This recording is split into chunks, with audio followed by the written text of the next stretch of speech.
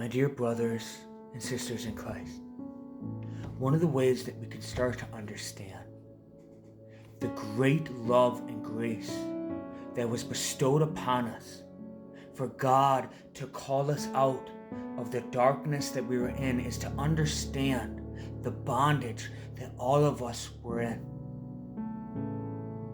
In order to understand the great grace and the great love of God in calling us out of the pit that we're in, we must realize the reality of the situation that all of us were found in before God acted on our behalf and called us out of this darkness. And it is written like this in Ephesians chapter 2.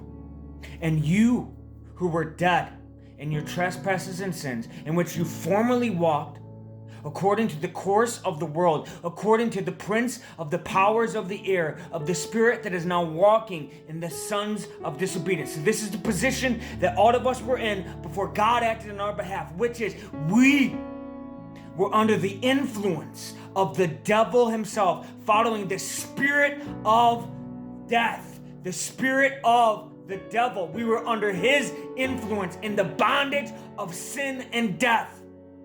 Verse 3, among them all, all of us, too formerly lived in the lusts of our flesh, indulging in the desires of our flesh and of the mind, and were by nature children of wrath, even as the rest. So all of us who are Christians now, formerly were under the influence of the devil, and were by nature children of wrath. That is where all of us were. We were in the bondage of sin and death, following our own heart, which was leading us down that broad path that leads to destruction. Verse 4, but God,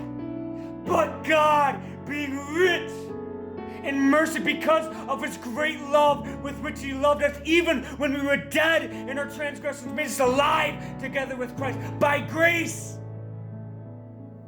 you have been saved. And he raised us up with him and seated us with him in the heavenly places in Christ Jesus. God acted on our behalf, and he called us from death to life in Christ Jesus, so that in the ages to come he might show the surpassing riches of his grace and kindness towards us in Christ Jesus. By grace we have been saved through faith, and not of ourselves. It is a gift of God, and not as a result of works, so that no man may boast. God bless you.